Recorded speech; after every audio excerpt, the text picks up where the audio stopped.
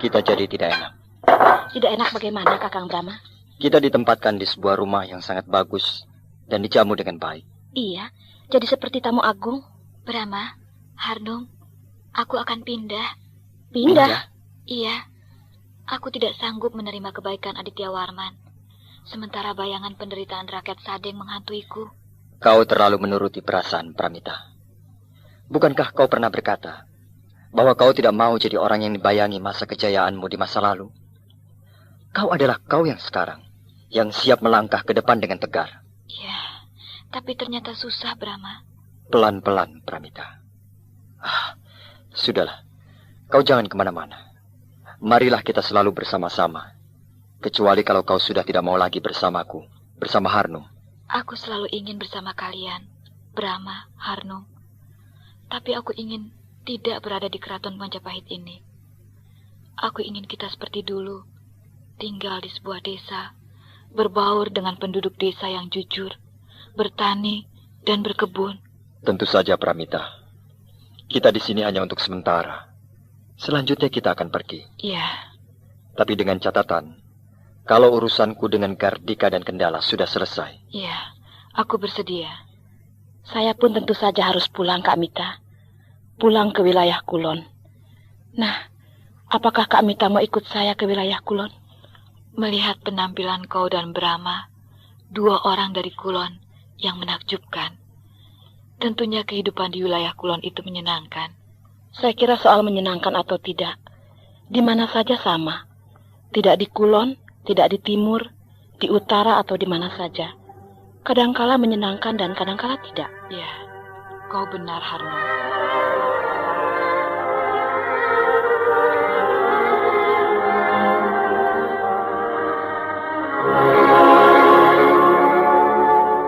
Daulat Paduka Aditya Warman. Nah, bagaimana tugasmu? Ampun Paduka, gagal. Gagal? Daulat Paduka. Gardika dan Kendala melarikan diri ke Kahuripan. Rudra kabur entah kemana. Berdebah. Kalau begitu benar-benar mereka pengkhianat, penipu. Tolol benar aku ini. Bisa dibohongi oleh mereka. Kapan mereka pergi? Tadi malam Paduka. Ya, sudah. Tugasmu sudah selesai. Daulat Paduka.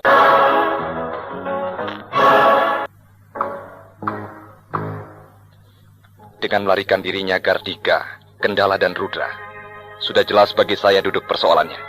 Siapa yang salah dan siapa yang benar. Daulat Paduka.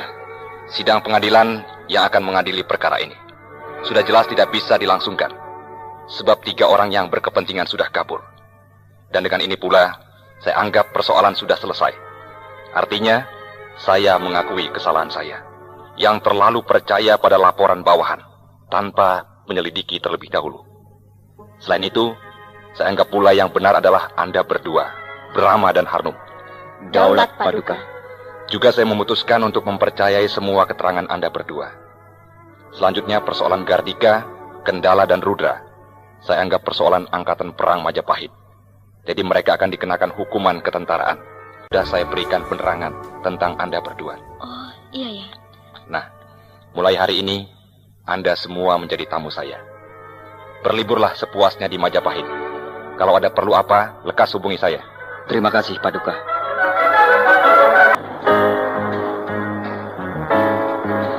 Gardika, lebih baik kita pergi dari Kahuripan ini. Tentu saja. Sebab besok atau lusa pasti ada yang datang dari Majapahit ke sini untuk menangkap kita. Maksudku, kita pulang saja ke Kulon. Kenapa? Melihat keakraban Brahma dan Aditya Warman, aku yakin pasti Brahma diberi pangkat ketentaraan oleh Aditya Warman. Benar juga. Kalau sudah begitu, dia punya kekuasaan penuh untuk menangkap kita dengan resmi atas nama tentara Majapahit. Itulah. Dan mungkin juga Aditya Warman sendiri yang memberi perintah kepada seluruh tentara Majapahit, dimanapun berada, untuk menangkap kita. Wah, kita tidak akan aman berada di wilayah timur. Benar, lebih baik kita kembali ke Kulon. Tapi kemana? Kalau sudah ada di Kulon, gampang. Kulon kan wilayah kita. Kita hafal benar seluk-beluk wilayah Kulon. Baiklah.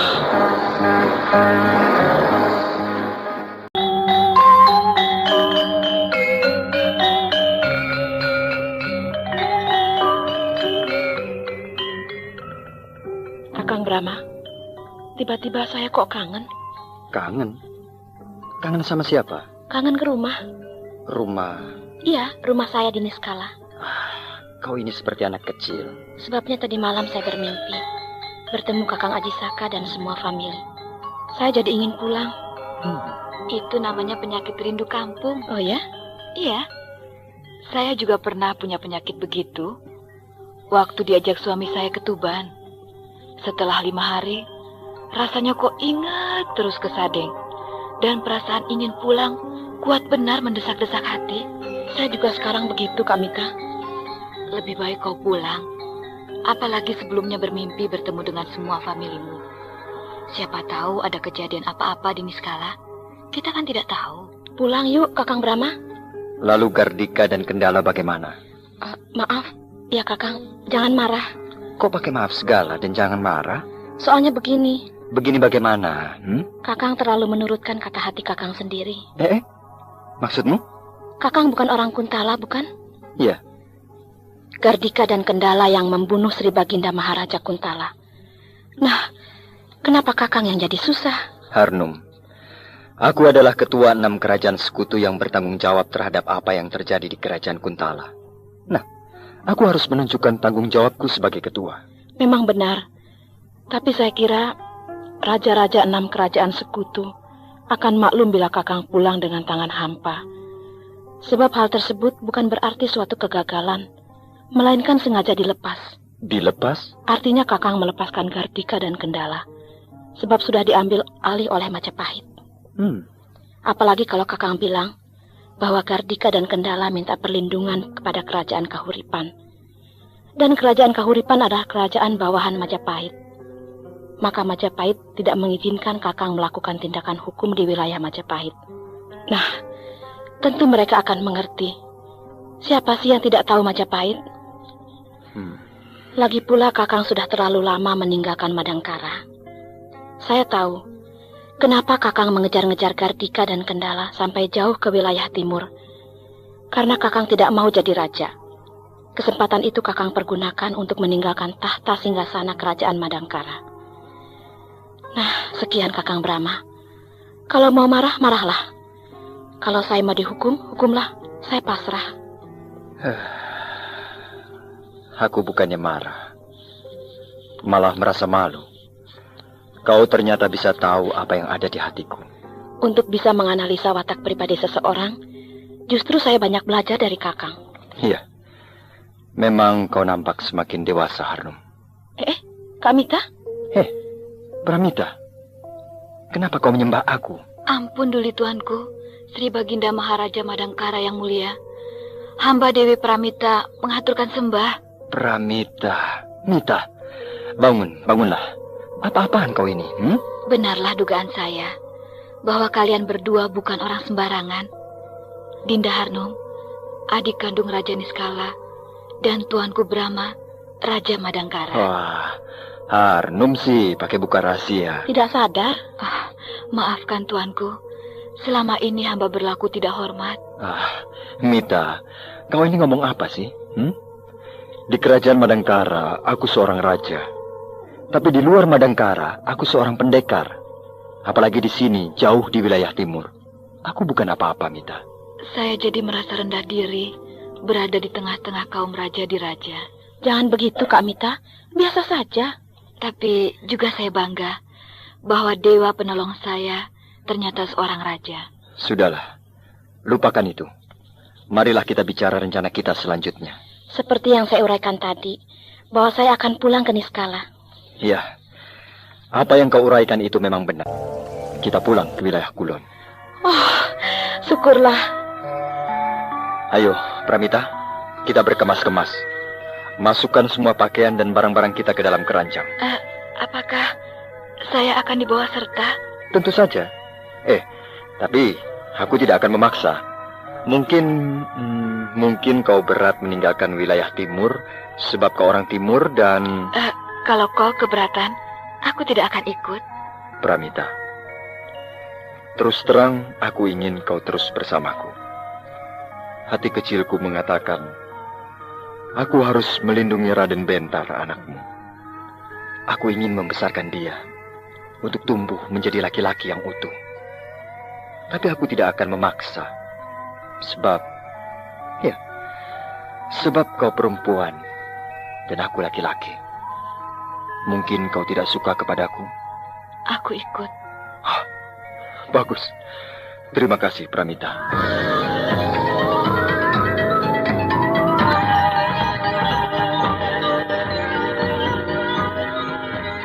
Kendala, Bagaimana? aku sudah pamitan pada Demung Wikalpa. Selain diberi bekal, juga aku mendapat keterangan yang maha penting. Apa itu?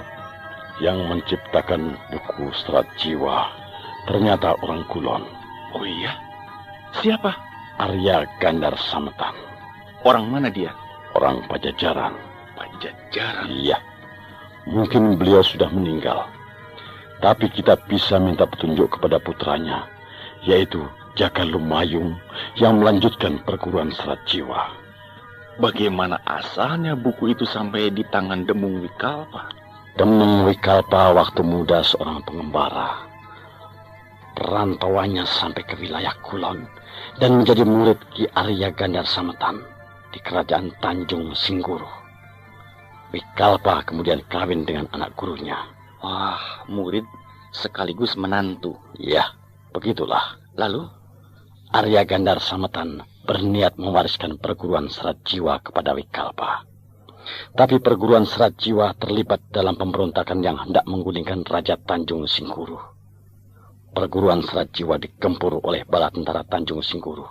Semuanya tewas, kecuali Wikalpa yang berhasil meloloskan diri dengan membawa buku serat jiwa. Oh, begitu kisahnya. Iya.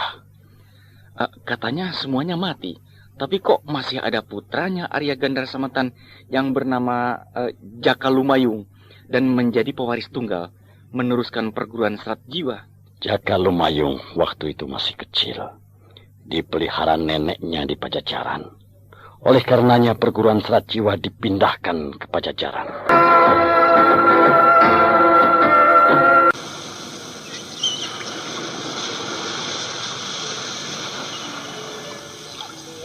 Rasanya sudah cukup kita istirahat di tepi sungai Citandui ini.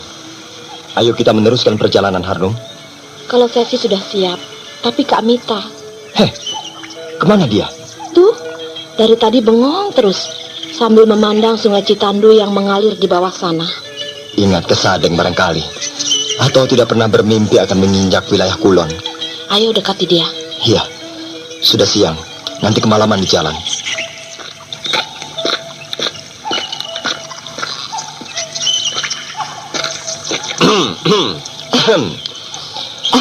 Asik benar yang melamun. Bukan sedang melamun, sedang jengkel. Jengkel? Jengkel pada siapa? Pada kamu. Loh, apa salahku? Kesalahanmu tidak banyak, cuma satu, tapi besar. Oh iya? Iya, kau pembohong, penipu. Loh. Ada apa, Pramita? Kenapa kau merahasiakan dirimu? Mengaku seorang petani, tidak taunya seorang raja. Untuk kelancaran usahaku dalam menangkap Gardika dan Kendala. Bayangkan saja, kalau di mana-mana aku selalu berkata bahwa aku seorang raja, bisa geger, Pramita.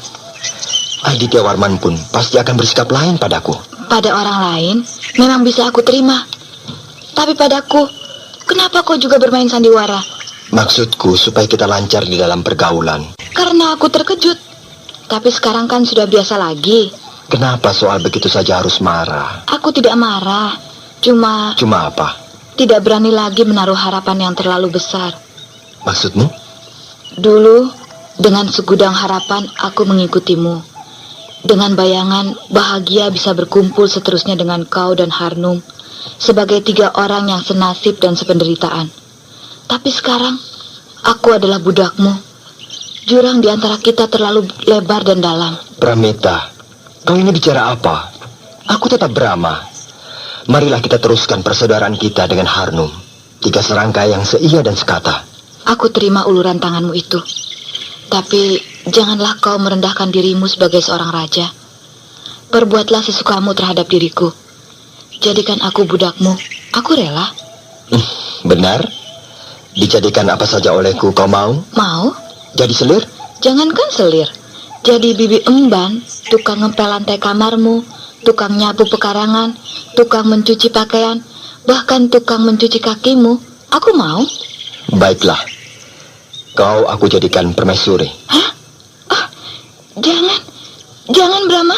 Loh, katanya mau dijadikan apa saja, tapi kok menolak? Brahma, aku janda, anakku 2, 1 di Blambangan, 1 sedang digendong Harnum.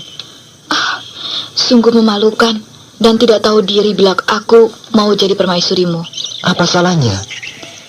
Tidak pantas. Aku sudah tua, kau masih muda dan cantik.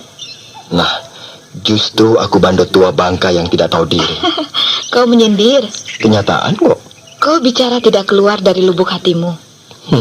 Kegemaranmu menebak hati orang. Untuk mengambil permaisuri, kau harus punya rasa cinta.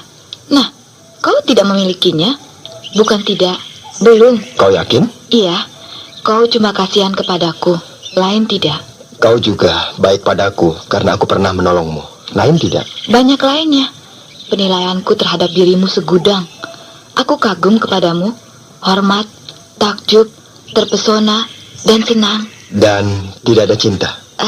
Apakah kau menghendakinya? Loh, cinta bukan tawar-menawar, bukan? Dan tidak bisa secepat itu, bukan? Kau benar-benar seorang wanita yang matang, Pramita. Ingin rasanya aku memelukmu dan menciummu. Silakan, peluklah aku, ciumlah aku. Bukankah aku budakmu? Nanti, bila cinta itu telah ada, baru aku akan melakukannya. Terima kasih, Brahma.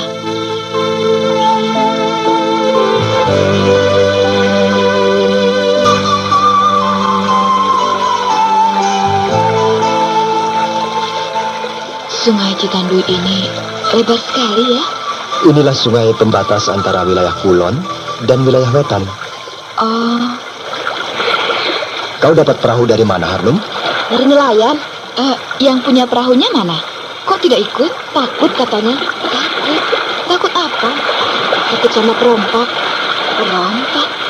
Kata para nelayan, perompak di Sungai Citandui ini kejam dan ganas. Jumlahnya banyak. Memiliki beberapa buah perahu besar. Selain sering merampok perahu-perahu pedagang, juga sering memeras para nelayan. Bahkan sekarang suka menyerang masuk ke desa. Pokoknya penduduk di tepi Citandui ini, hidupnya sekarang tidak tenang. Selalu dicekam ketakutan. Kurang ajar, pengganggu rakyat. Berapa kali mereka diobrak-abrik oleh tentara Galuh. Tapi ada lagi. Malah semakin besar dan kuat. Sarangnya harus dihancurkan, baru habis. Itulah, sarangnya tidak ada yang tahu. Gampang, kita pancing agar mereka datang. Caranya bagaimana? Di mana katanya mereka suka muncul? Di hilir. Ayo ke hilir. Iya.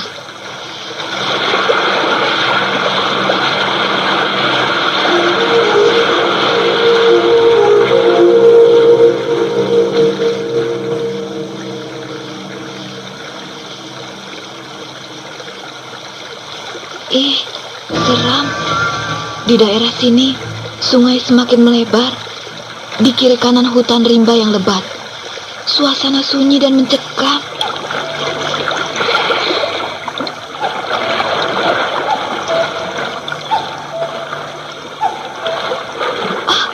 Itu dia. Iya, benar. Sebuah perahu besar muncul dari tikungan itu dan bergerak mendekati perahu kita. Tenang. Harnum, putar. Putar? Ya, pura-pura takut dan mau melarikan diri. Pasti mereka mengejar kita. Iya, baik.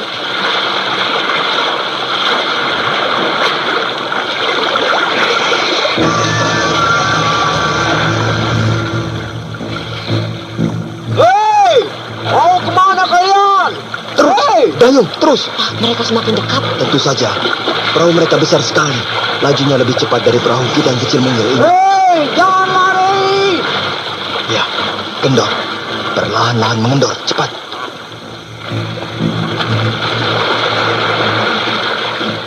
Siap, Harnum. Kalau mereka sudah dekat, aku akan melompat ke atas perahu mereka. Kau tetap di sini menjaga Pramita dan si Bentar. Iya. Oh, perempuan. 2 orang Dan cantik-cantik. Rezeki nombok nih.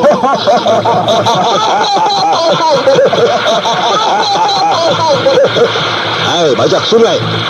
Mau uang, harta atau perempuan? Oh, perempuan. Tolong. Mendingan semuanya. Uang, harta, dan perempuan. Hei, monyet. Lekas terjun ke dalam sungai. Cepat, bunuh diri. Bunuh diri? Ya, daripada aku bunuh, lebih baik kau bunuh diri saja, bukan? Baik. Cai! Siapa kau? Aku setan Dedemit, penunggu sungai Citandu ini. Bohong! Kalau tidak percaya, nih, lihat!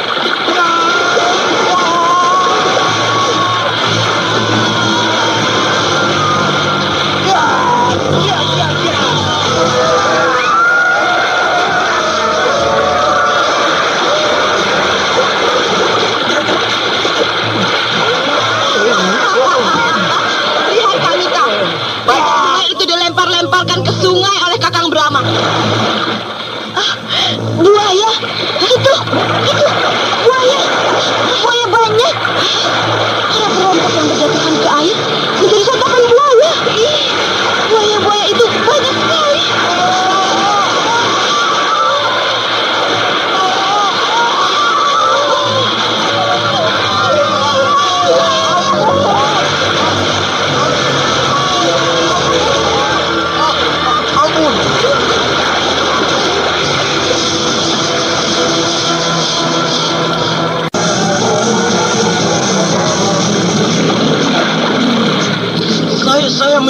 Saya menyerah.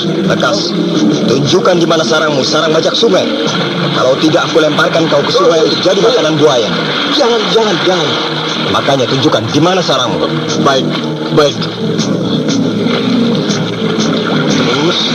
Terus, maju sedikit lagi. Kalau kau bohong, lehermu putus. Aku tidak bohong.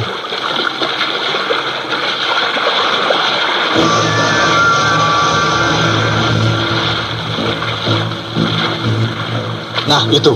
Ada sungai kecil yang masuk ke dalam. Itulah jalan menuju ke markas kami. Mana? Aku tidak melihat apa-apa.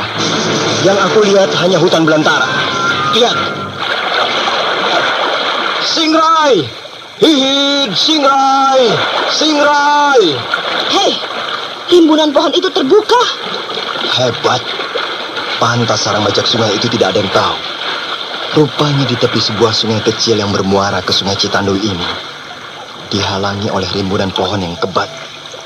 Dari luar tidak menyangka kalau di sini ada sarang perompak, sebab terhalang oleh rimbunan pohon yang merupakan gerbang masuk.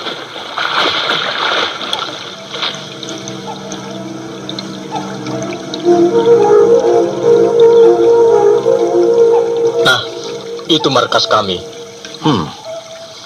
Sebuah rumah panggung yang tinggi terletak di tepi sungai kecil, dikelilingi tebing yang penuh rimba belantara. Sungguh cocok sebagai sarang gerombolan pajak sungai. Sarangnya cuma satu ini? Ya, hanya satu itu. Cukup untuk 20 orang.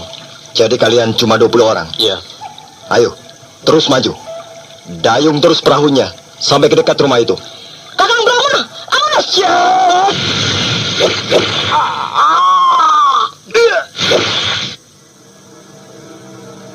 Tolol benar kau bajak. Dikiranya aku lengah, sehingga kau berani membokong. Ya, terimalah nasibmu menyusul teman-temanmu ke alam baka. Lihat Kakang Brahma, para perompak itu keluar dari sarangnya dan menyerang kita. Siap Harnum. Mereka terusik ketertiban rakyat. Tumpas!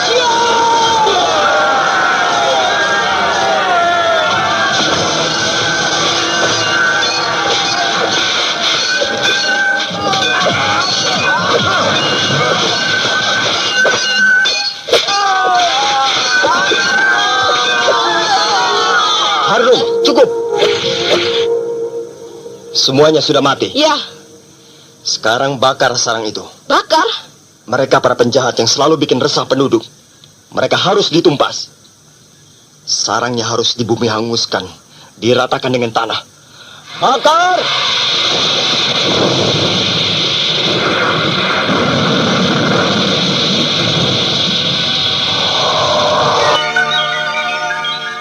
Ternyata kau bisa kejam dan ganas, Brahma. Perompak bajak sungai itu semuanya dibunuh. Tidak ada satupun dibiarkan hidup. Bahkan sarang mereka kau bakar. Aku kasihan pada penduduk. Aku bisa merasakan penderitaan rakyat yang selalu dicekam rasa takut. Dengan musnahnya gerombolan bajak sungai itu, mudah-mudahan rakyat kembali hidup tenang, aman dan tentram. Iya. Sengaja aku habiskan agar tidak timbul lagi di kemudian hari. Watak raja pada dirimu nampak jelas. Langsung muncul ketika melihat penderitaan rakyat. Ya, mungkin kau benar.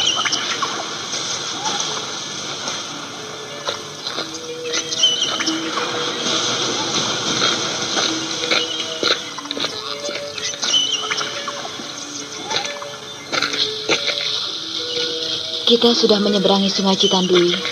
Berarti kita sudah berada di Kulon. Iya, tepatnya di wilayah kerajaan Pajajaran. Kerajaan Pajajaran? Kau tahu? Kerajaan Pajajaran terkenal di wilayah timur. Katanya sebuah negeri yang elok. Alamnya sangat indah, rakyatnya ramah-ramah, dan gadisnya cantik-cantik. Begitulah, memang adanya. Kau sering berkunjung ke Pajajaran? 2 kali.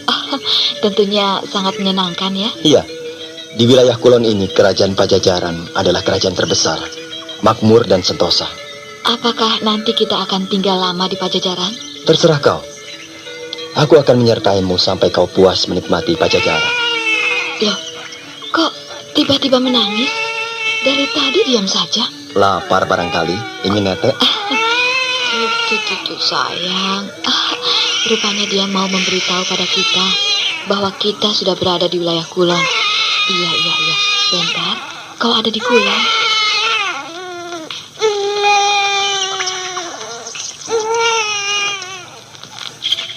Loh, kenapa kau memalingkan muka? Dilarang melihat buah terlarang. Nanti kalau kau punya anak, tahu rasa. Kalau aku punya anak, mudah-mudahan tidak menyusu pada ibunya, tapi susu sapi. Kenapa? Supaya ibunya tidak sering-sering mengeluarkan anggota badan. Nakal juga kau.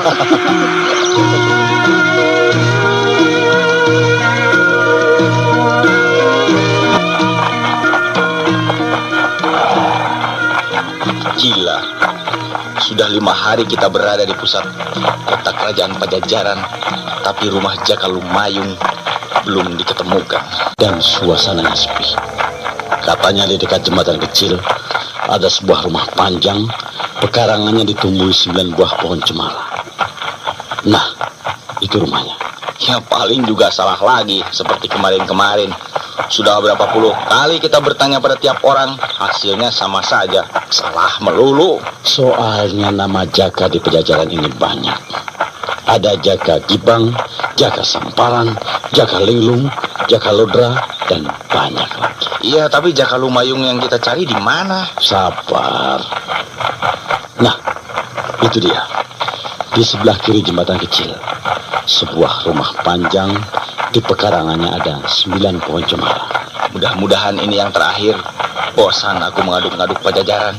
Ayo, kita dekati rumah itu.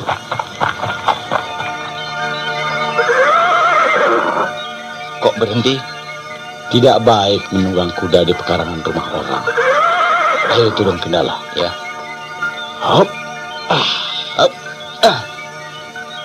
Awas! Hai. Siaga kendala. Kita diserang. Gila, serangan gelap. Aku yakin yang menyerang kita dengan 2 potong besi dari dalam rumah itu. Iya. Siapa di luar? Kami. Kami siapa? Gardika dan Kendala. Hahaha.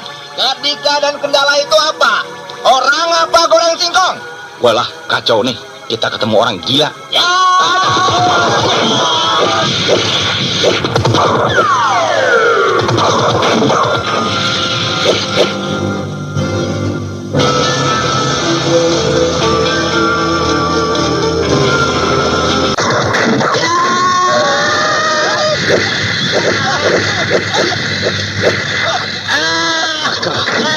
Kendala kena. Siapa kau?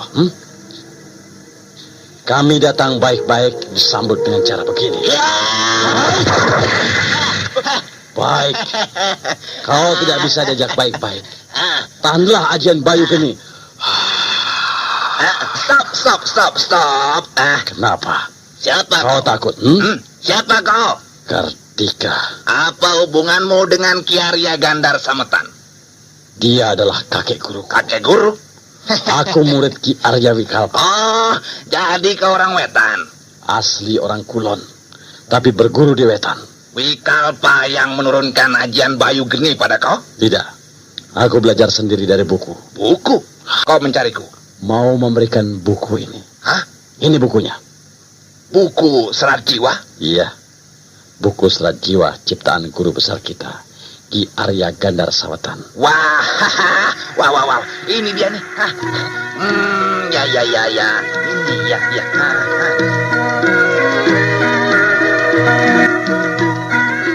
Sinting, dari pagi sampai sore kita dibiarkan menunggu. Tuan rumah macam apa begitu? Sabar, Kendala. Ingat, kita sedang berhadapan dengan Jaka Lumayung, pewaris tunggal perguruan Serat Jiwa. Tahu. Makanya diam saja. Tuh, dia sedang asik membaca buku Serat Jiwa.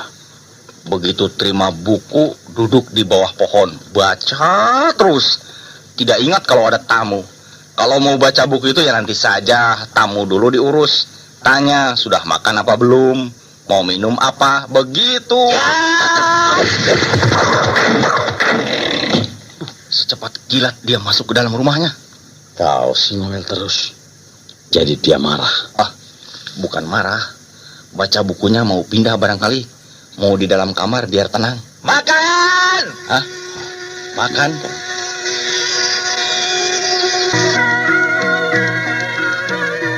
Dia sedang apa ya di dalam? Tentunya sedang makan. Tadi kan dia berteriak, makan. Mungkin juga menyuruh kita makan. Tidak. Namanya juga orang aneh. Kalau nyuruh caranya juga aneh. Coba kita lihat dari jendela yang terbuka itu. Ya. Pelan-pelan. Malu mengintip orang sedang makan. Ya. Buju Buneng, di atas lantai yang beralaskan permadani biru telah tersedia makanan. Lengkap, banyak. Nasi putih 1 bakul, goreng ikan emas segede paha 1 baskom, sayur asam sepanci gede, ayam goreng 2 baskom, sambal, semuanya mengepul, tanda masih panas. Aduh, perutku lapar sekali. Benar-benar sebuah pengalaman aneh. Jaka Lumayung duduk bersila menghadapi seperangkat makanan yang lesat-lesat. Tapi bukan sedang makan, melainkan membaca buku. Duduk diam tak berkeming sedikit pun. Wajahnya nampak serius. Kedua matanya menatap kepada buku yang sedang dibacanya. Perhatiannya terpusat kepada buku. Padahal di hadapannya terhampar makanan yang masih panas, mengepul, menyebarkan aroma yang membangkitkan selera. Lalu, makanan itu untuk siapa ya? Sudah jelas untuk kita. Tapi kenapa kita tidak dipersilakan masuk? Dibiarkan terus di luar? Pasti dia akan mempersilahkan kita. Tapi tentu dengan cara yang aneh. Kalau dalam hitungan ke-10 dia belum juga menyuruh kita makan, masa bodoh. Aku sambar saja makanan itu. Mau marah, marahlah. 1, 2, 3, 4, 5, 6 tuh. Masuk! Nah, ayo masuk. Siaga, kami sudah masuk. Duduk! Siaga, kami sudah duduk. Makan! Hayya, makan, hoi!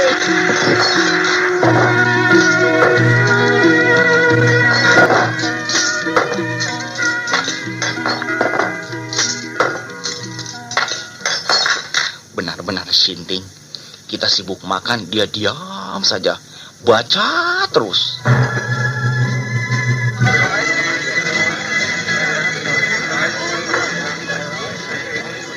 Inilah ibu kota kerajaan Pajajaran. Benar-benar elok.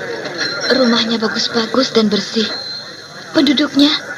Kulitnya rata-rata kuning, pakaiannya bagus-bagus, wajahnya ceria, menandakan kehidupan di sini makmur. Bukan hanya makmur, Kamita. Rakyat di wilayah Kulon rata-rata senang dandan. Oh ya? Iya, ada peribahasa, biar tidak makan, pokoknya dandan.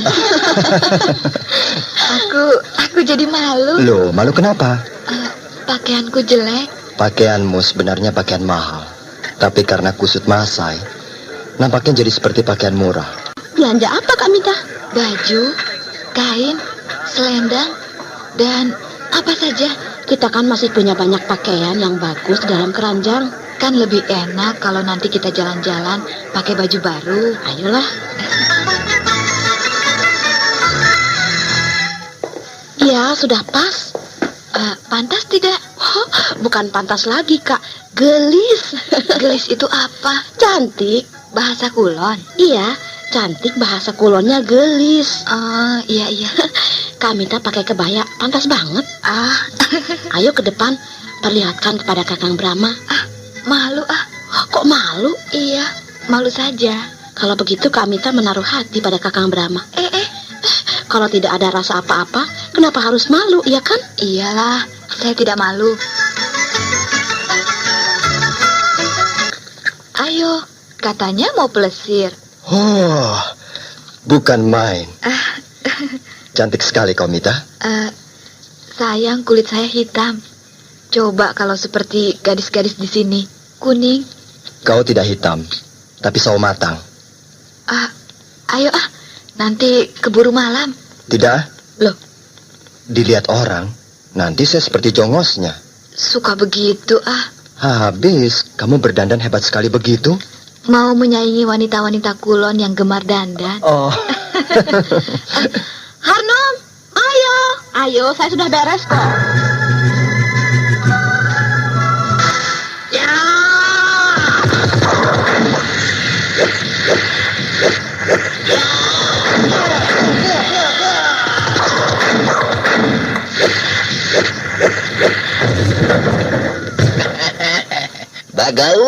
Bagaus. Bagus, bukan bagaus. Udahlah, diam. Ya. Gardika, kau sudah menguasai semua jurus ajian Bayu Geni, tapi belum matang. Maklum, Jaka Lumayung. Belajar sendiri dari buku. Tidak ada yang... Bagaus. Bagaus lagi. Kendala. Ya, maaf. Karena kau sudah mencapai ajian pamuncak dari rangkaian seluruh ilmu perguruan serat jiwa, maka kau sudah boleh mempelajari ilmu pamungkas, ajian serat jiwa. Oh, benarkah? Iya. Aku bagaimana? Kau belajar ajian serat nasi. Sialan. Gardika puasa. Puasa. Ya, untuk memulai mempelajari ajian serat jiwa, kau harus puasa. Berapa hari? 5 hari. Modar kau, Gardika. Puasa 5 hari tidak akan modar. Ya tidak, cuma lemes. Sore boleh makan tidak? Nasi putih, tanpa garam, tanpa sayur, tanpa lauk pauk. Oh, mutih. Ya. Baiklah, aku bersedia. Kenapa?